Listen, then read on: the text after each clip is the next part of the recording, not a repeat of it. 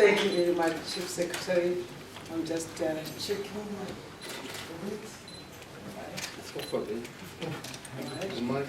Thank you very much, and once again I want to welcome you to the 40th. Thank you very much, and once again I would like to welcome you to our 40th post-cabinet press briefing.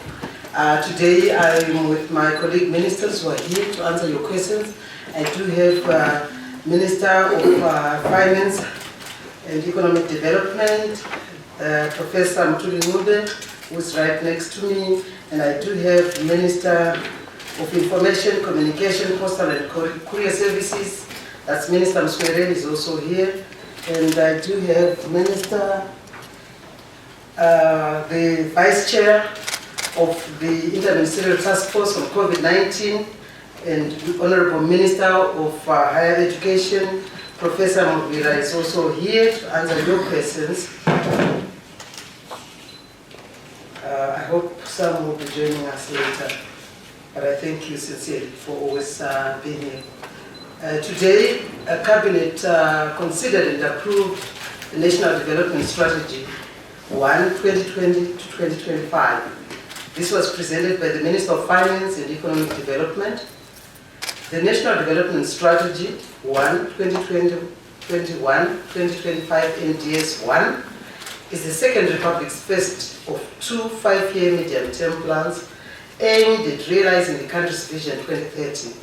The two plans will therefore run under the theme towards a prosperous and empowered upper middle income society by 2030.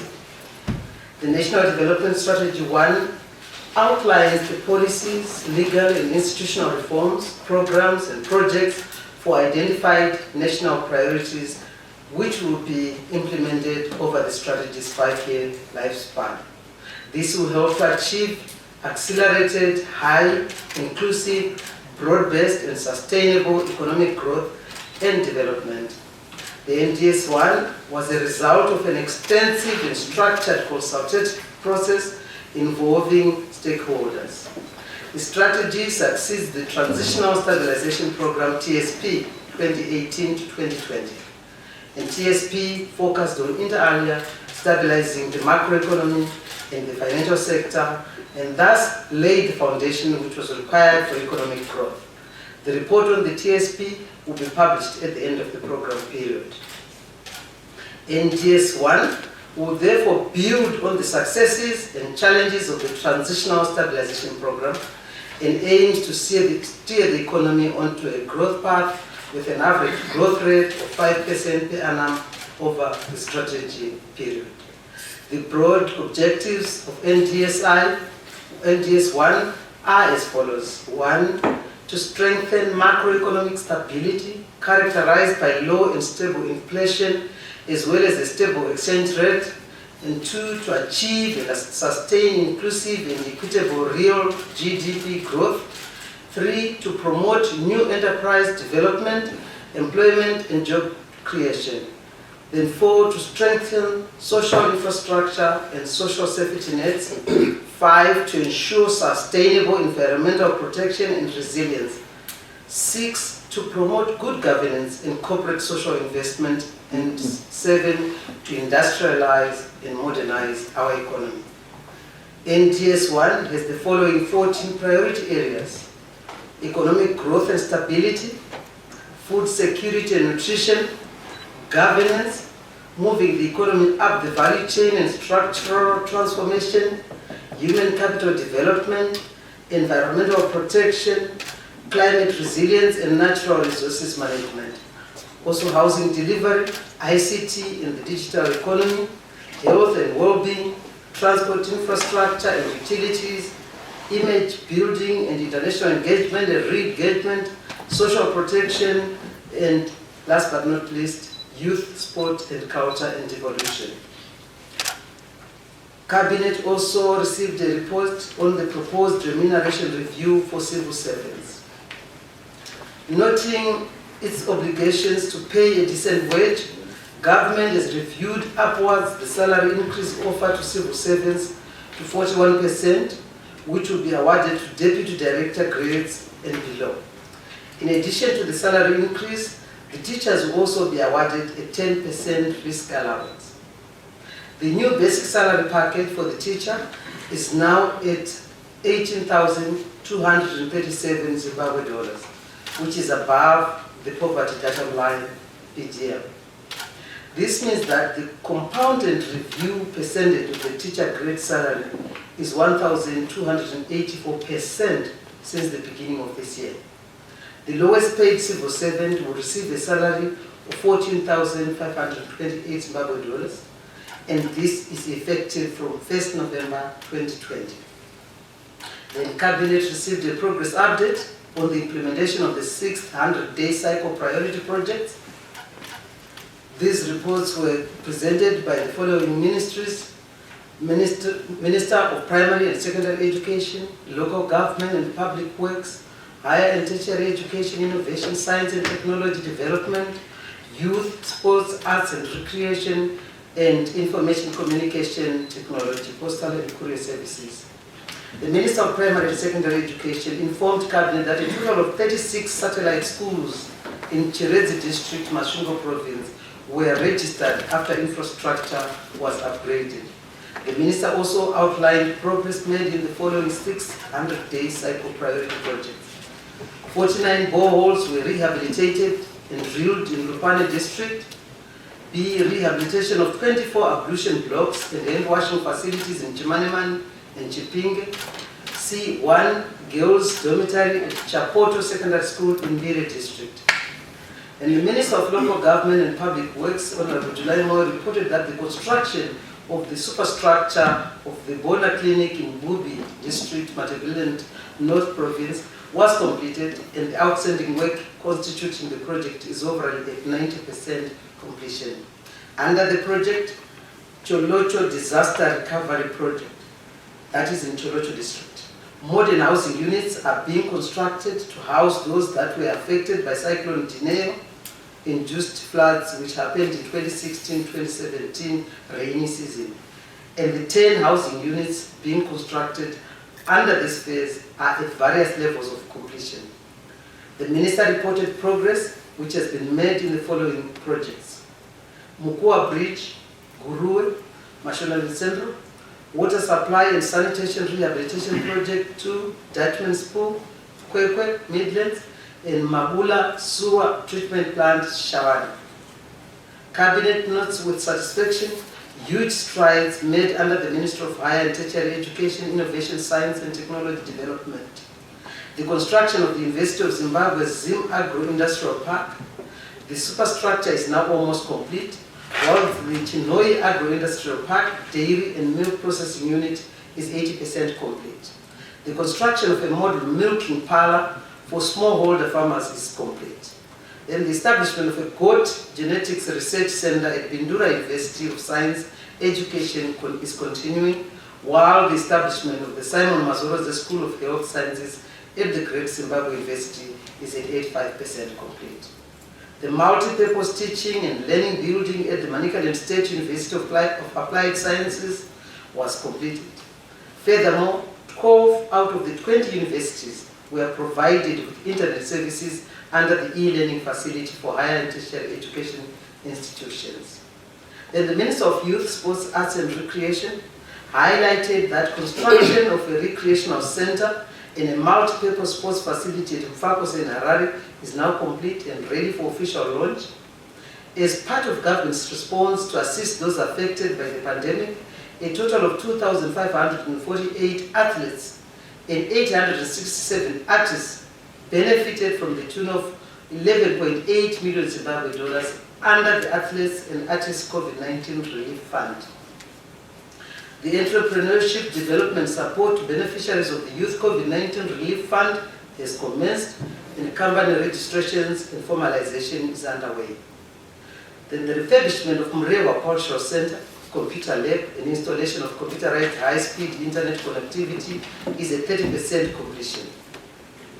Meanwhile, as part of government's thrust to upgrade sporting facilities to acceptable international standards, satisfactory progress has been made to date in renovating the National Sports Stadium, as the project is almost 90% complete.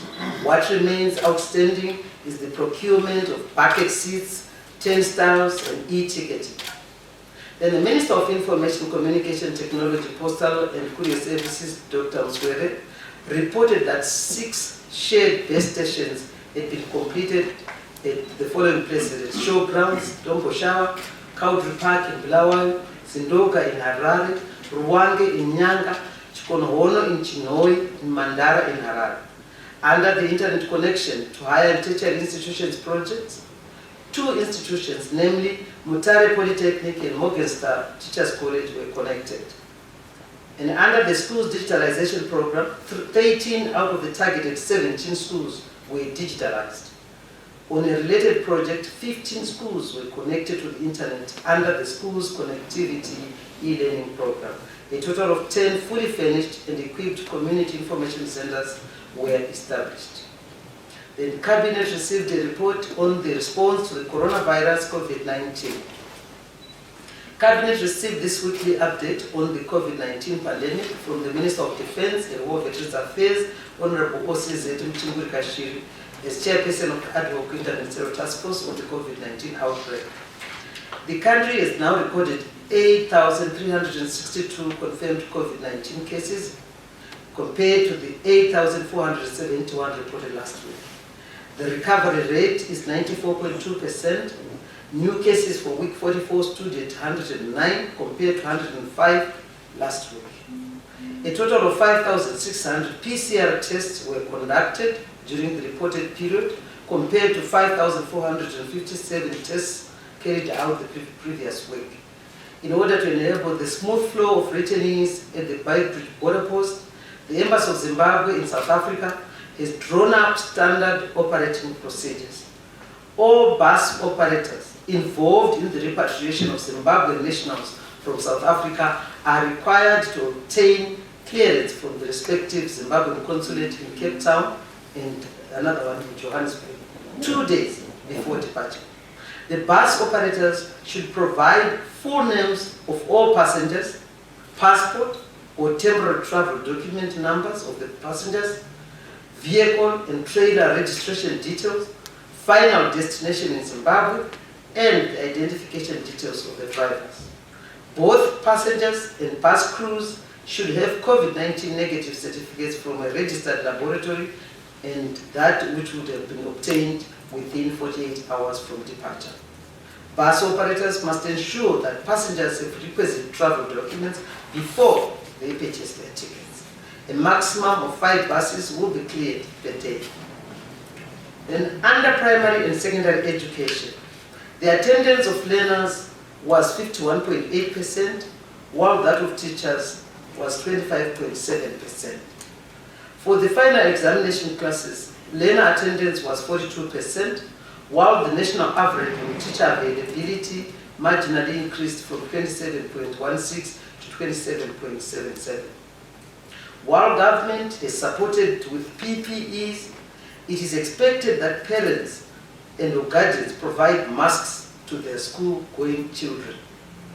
Cabinet resolved to continue engaging all neighboring countries also to make sure we synchronize the movement of vehicular and pedestrian traffic between the countries pending the reopening of the country's major ports of entry on the 1st of December 2020.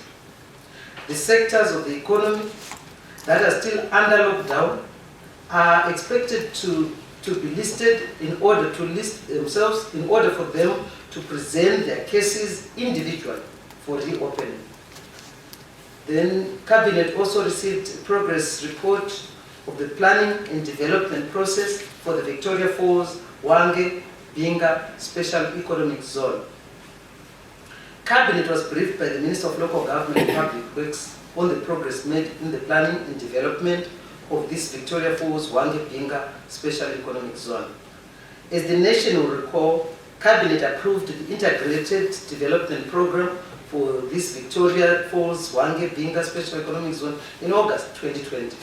A committee comprising the Ministers of Local Government and Public Works and Environment, Climate, Tourism and Hospitality Industry, together with the Chief Executive of the Zimbabwe Investment and Development Agency, ZIDA, were directed to come up with an implementation matrix. The committee has since identified a consortium to prepare a visual blueprint for that area. The Victoria Falls Development Program will entail the upgrading of the municipality to city status and improved land utilization and modernization, which should unlock land for new investment. Regarding the Masue Resort Institutional Framework and detailed designs, a statutory instrument to operationalize the establishment of a Masue Joint Management Committee has since been drafted, and the planning for the mixed use in commercial zones is underway. Batoka Town. A proposed new town anchored on power generation activities will be created in Batoka once the legal processes have been completed. Furthermore, layout plans extensions for Binga, a highly promising tourist node, are being prepared. Then also Cabinet received a report on the Integrated Agricultural Information Management System Implementation Plan 2021 to 2025. Cabinet considered and approved the Integrated Agricultural Information Management System Implementation Plan 2021-2025, and this was presented by the Minister of Lands, Agriculture, Water and Rural Settlement, Dr. Masuka. The Integrated Agricultural Information Management System Implementation Plan aims at consistently collecting accurate and timely statistical data and information which is essential for programming, monitoring, and evaluation of development initiatives in agriculture. The purpose of the Integrated Agricultural Information Management System is to provide reliable information to policymakers, planners, stakeholders, and users of statistics for informed decision-making. Cabinet also received a report on the wildfire management. The Minister of Environment, Climate, Tourism and Hospitality Industry, Honorable Mangaliso Ndovu, briefed Cabinet on wildfire management for the period 31 July to 31st October 2020. Cabinet was informed that a total of 1,153 fire incidences, which burned 684,000 hectares of land, were recorded since the beginning of fire season. And as we compare this to last year, which was 1,508 incidences, which burned 1,158,000 hectares over the same period, that was in 2019. A total of 3 lives, unfortunately, were lost due to wildfires in 2020. I thank you for listening. To you, Chief Secretary. Thank you, Honorable Chair.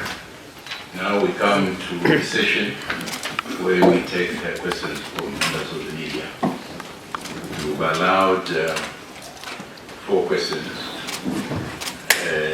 during the first session. Any volunteers?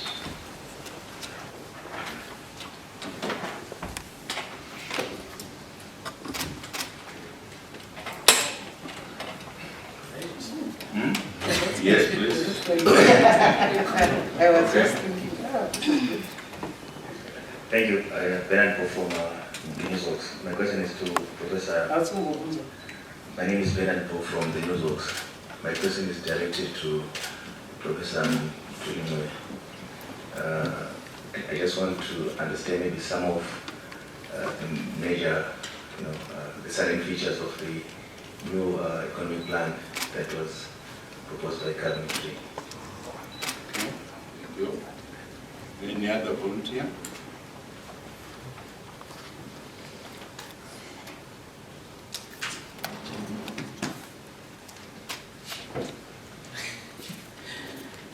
Yes, please. Sorry. Okay, today from ZPC.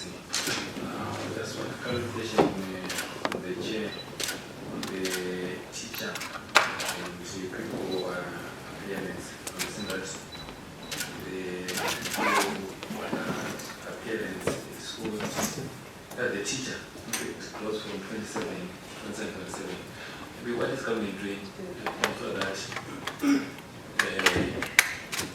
students or people, teachers, Tonight, can you speak out with okay, my mic was facing another direction. I'm saying the teacher appearance at schools versus the pupil appearance. We find out that you said it rose from 27 to 27.7 versus the 42% of the pupil appearance. But what is government doing to ensure that teachers return to school? As we look at the difference between the two. Okay. Thank you very much. Any other offer? Give you another minute, then. You're getting generous. Yes, please.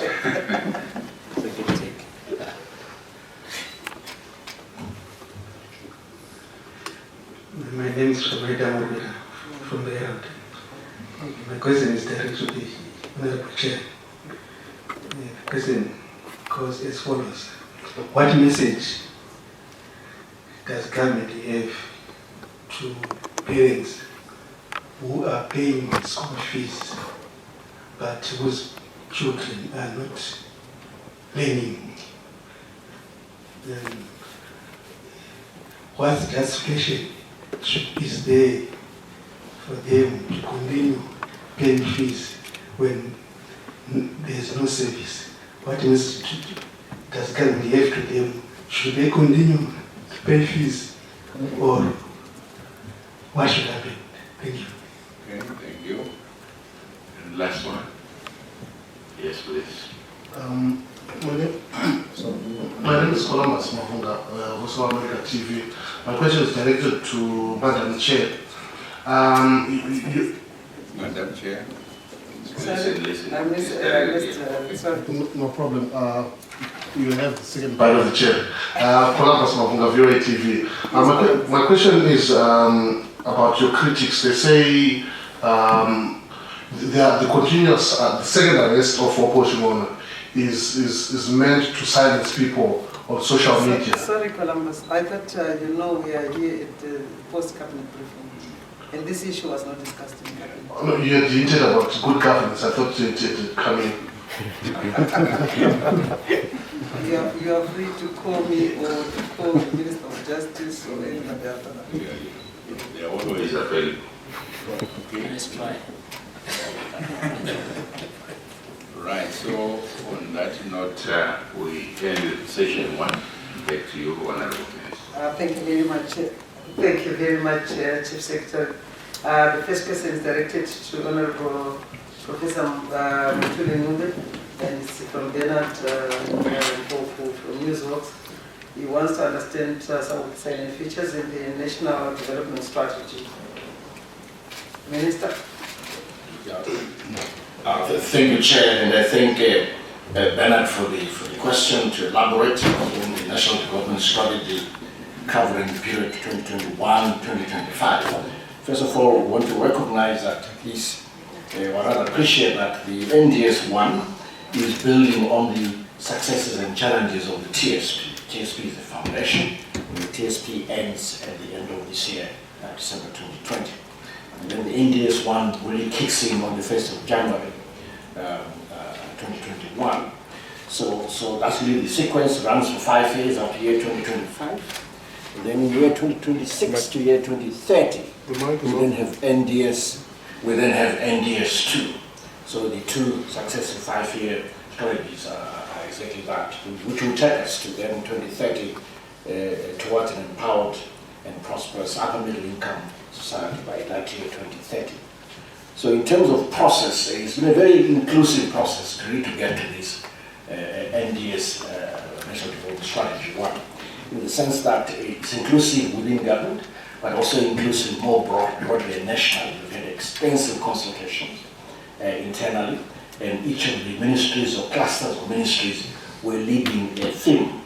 So we've got about 14 focus areas or thematic areas which have been given to you: growth and stability, food security and nutrition, governance, moving the economy up the value chain and structural transformation, human capital development, environmental protection, climate resilience, natural resource management, housing delivery, ICT and digital economy, health and well-being, transport, infrastructure and other utilities, image building for the country, international engagement and re-engagement, social protection, youth, sports and culture, devolution and decentralization. So these are the areas, and all of these were heavily led by the various ministers or cluster ministers and consulted with the department.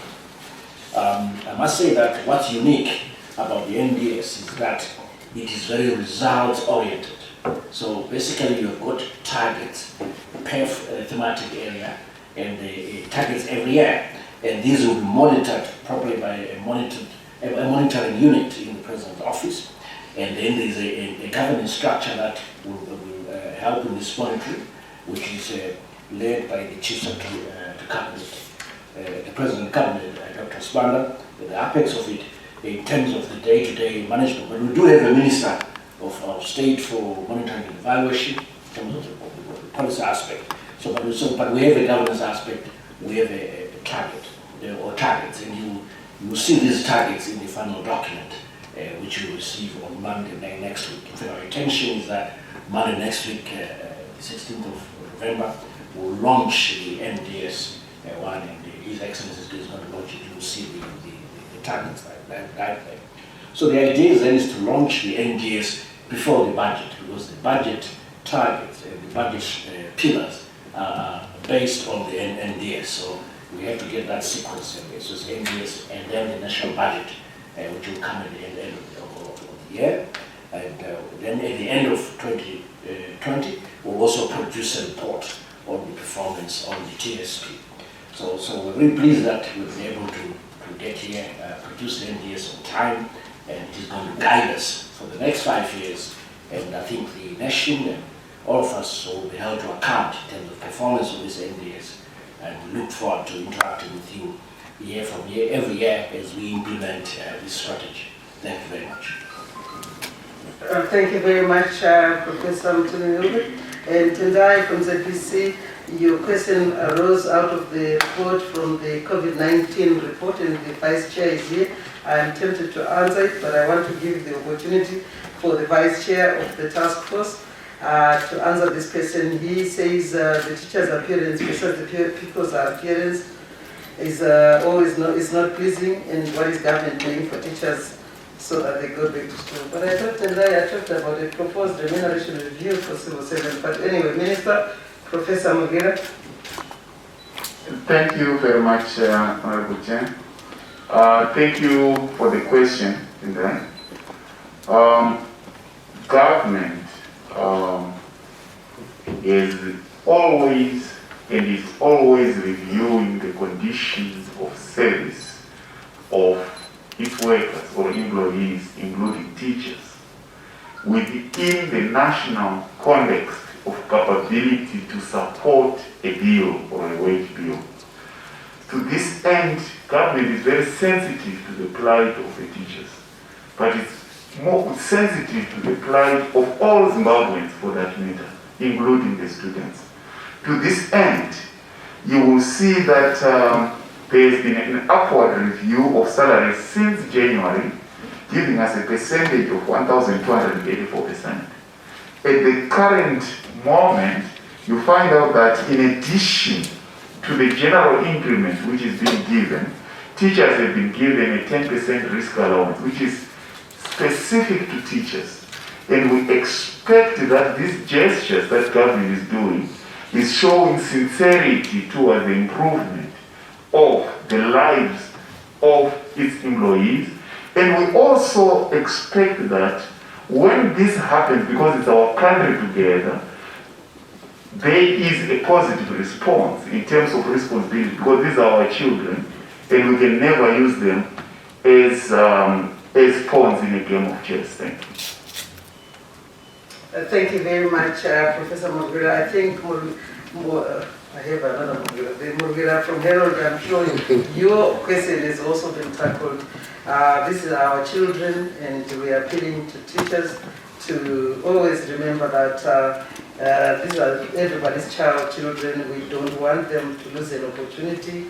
Government is doing all what it can under its obligations to make sure that they pay a decent wage. And this is why they've come up with a risk allowance for teachers, because they realize that these are very essential, and like every other civil servant, we want to say to the teachers, this is your country, these are your children, and whatever needs to be talked about, at least let's continue to teach our children so that they actually benefit. And for the parents, they say, what is the message which government is giving to the parents? Yes, we have opened schools, we have first opening of schools, and now every child is now going back to school. And in such cases, they have to pay, and government is continuing to make sure that at least the teachers will be back. Thank you. Chief Secretary, let's get the second round. Okay, second round. Another bite. Thank you, Chair. My question is a follow-up to Professor Noy. Following the election of Joe Biden in the United States, in line with the re-engagement stance. Sorry, Bernard. Yes, sir. I just want to remind you that we are post-cabinet briefing. Yes, but Minister Mutuli is available. It's linked to re-engagement. Please give me an opportunity. Thank you. I will. Thank you, ma'am. Okay, I was saying, following the election of our President-elect Joe Biden, are we going to see maybe a change in tact in terms of re-engagement now that we're going to see a government led by the Democrats? Like you re-engaging something that you've been talking so that you're speaking about so passionately. So what is the question again? Like, are we going to see a change in tact now that there's a new government in waiting? Okay. Any other volunteer? Yes, please. More coordination from the Herald. My question is directed to Professor Noy. We have heard that the civil servants are going to be receiving salary increment. There's been stability on the macroeconomic front. Then my question is, the measures that you have put in place, are they good enough to make sure that the current success will not be torpedoed by the salary increase of the civil servants? We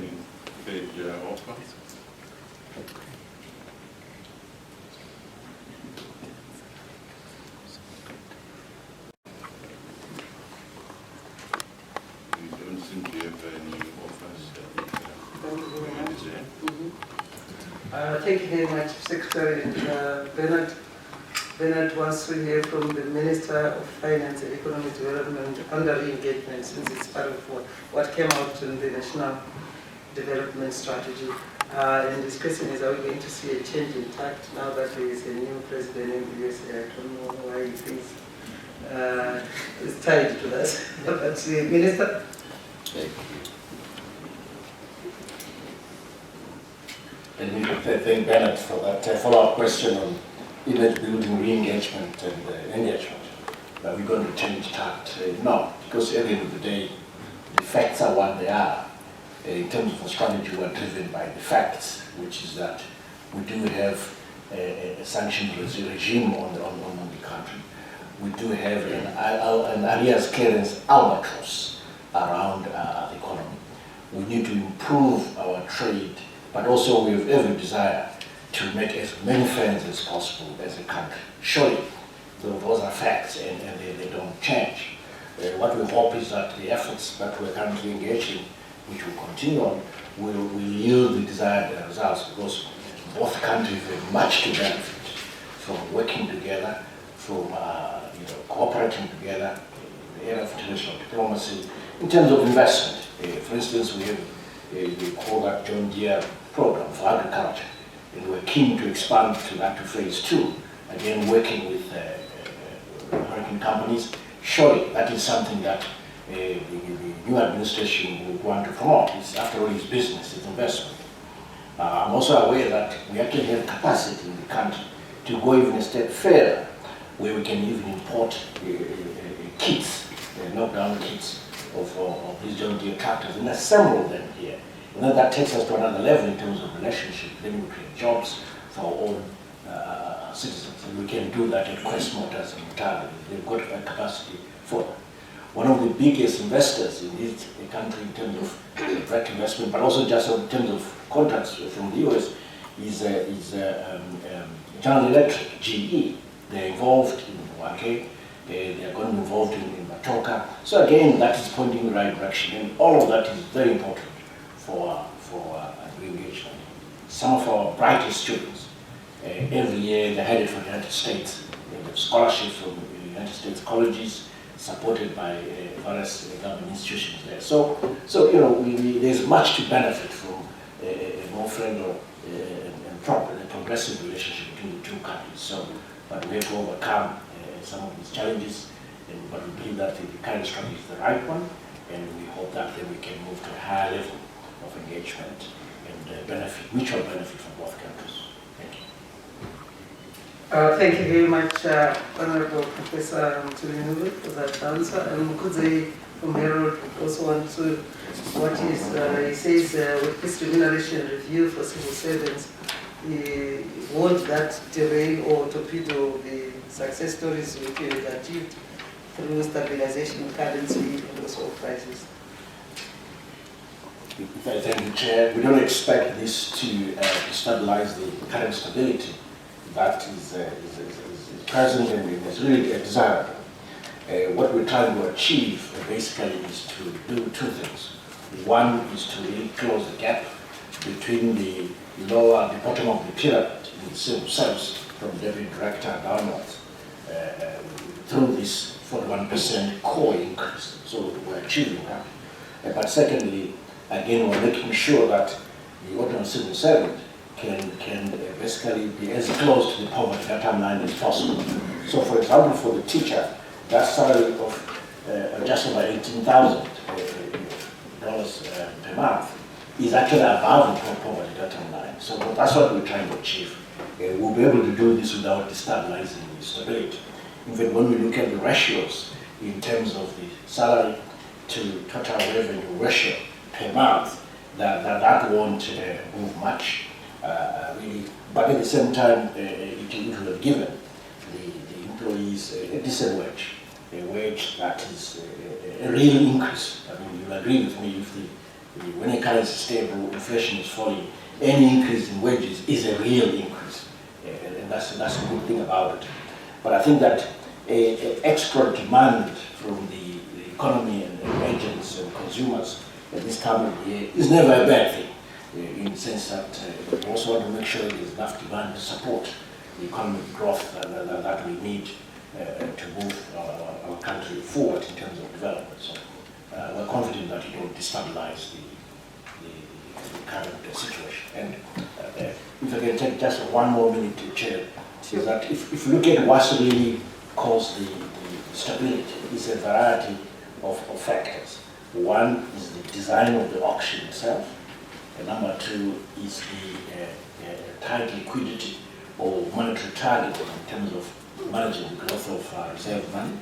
And number three is effective supervision of the mobile banking platform, which are part of the payment system and, in a sense, monetary system. And then four is really about fiscal discipline on the part of Treasury, making sure that we don't create deficits that we then have to monetize. So it is all those things working together that are creating stability. We should not forget the fifth variable, which is the presence of a current account positive balance, which we project to be about 1.2 billion by year end. All those five factors put together is what is giving us stability. None of those working alone will achieve what we've achieved. They all need to work together at the same time. And it's good that we've had that convergence on all these five pillars, and it's giving us the stability. I think, Chair. Thank you very much, Honorable Professor Mtulinube, for that comprehensive answer, and I think that brings us to the end of today's possible brief. I want to thank you, and I thank my honorable ministers. Thank you, ministers, and also members of the media. Thank you.